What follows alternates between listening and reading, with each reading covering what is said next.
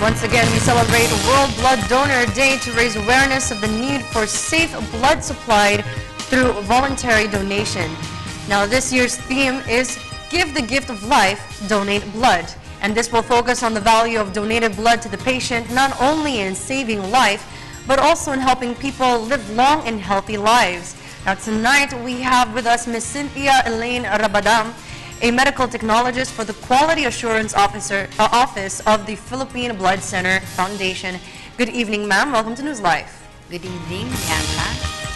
Now, ma'am, our first question, what is the overall outlook of our people in donating blood? And can you please explain how donations are made?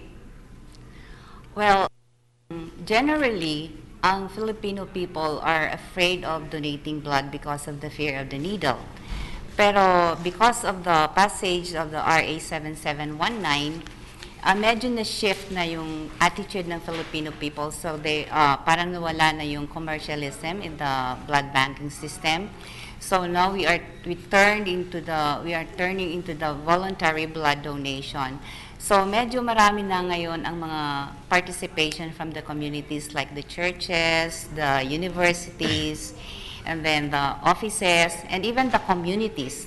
Medyo malaki na ang participation nila with the blood donation. So, proactive na sila. So, they don't wait for the need na magkaroon ng requirement for blood, but rather, they are ready or they are more prepared. They are, mas gusto nilang mag-donate in advance or para when they need blood in the future, kung meron mang magkakaroon ng requirement for the blood, there is already ready blood sa mga blood banks ng mga hospitals, and especially at the Philippine Blood Center.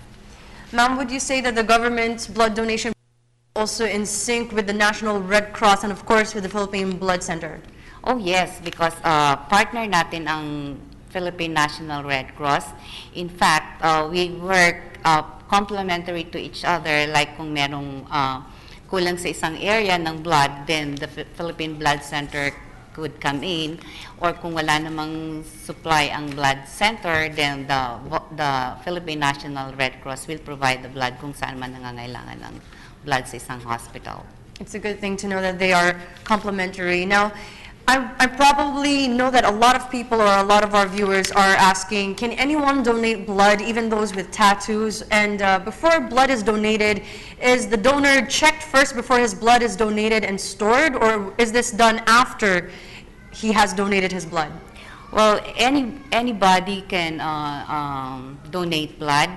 Meron silang qualification like the age, dapat mga 18 years old and above, and then syempre physically well talaga siya, and there's the minimum weight requirement like 50 kilograms. So if they kung gusto nilang mag-donate ng blood, they just go to the center, or they can go to communities na merong blood donation activity. So before one can donate, talagang chine-check muna yan. We have the physical and the medical examination just to check whether the donor is fit to donate. So, chine-check muna ang hemoglobin content. And then, after that, kapag nakapag-donate ng isang donor, the unit of blood that is collected from this donor is tested further sa laboratory using more sensitive tests like ELISA method. Ma'am, I'm sure this is necessary to ensure that our donors are not sick of HIV or AIDS. And could you explain how, if you donate, this is actually beneficial not only for the patient, but also for you as a donor? Medyo beneficial ang pag-donate because it's like changing kung baga sa automobile, chini-change mo ang blood. Because the blood that is circulating in the body, talagang mawawala naman yan. So we can, while after 120 days, mawawala talaga yung blood, and then magre-replenish siya ng bagong blood.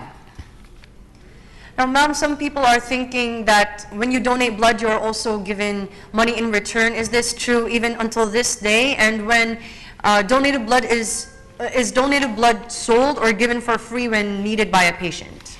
Well, sabi ko nga kanina, commercialism is no longer, it has been reduced if not totally eliminated. We don't pay donors for blood donation, but rather, itong mga donors, they really donate for anybody who requires blood transfusion. Now, Ma'am, do we have problems enlisting donors who will donate blood or asking for volunteers who would like to donate their blood? Well, because of the Republic Act nga na there should be a voluntary blood donation, hindi na masyadong problema ang pag-enlist ng donors because there is already heightened awareness on volunteerism. All right, Ma'am. Would you please explain to us or please enumerate some of the medical cases that require the need for donated, like, let's say, dengue could be one of them, and why would they be part of that?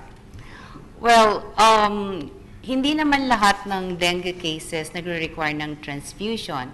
There are only cases like hemorrhagic dengue fever, yun ang nagre-require ng transfusion. But if early diagnosed, hindi talaga mangangailangan ng transfusion. Yung mga like vehicular accidents or dialysis or yung mga may blood-related diseases like leukemia, cancer, and then those problems during delivery, medyo yun ang nangangailangan ng blood transfusion. All right, thank you, Ma'am. Would you please give us your final word? Well, for those who are mga nanonood ng program ngayon, I would like to encourage you to please donate your blood voluntarily because it's give the gift of life. All right, Ma'am, that is very well said. Thank you once again, Ms. Cynthia Ellaine Rabadam of the Quality Assurance Office for Blood Donations in the Philippine Blood Center. Thank you, Ma'am. Thank you, Bianca.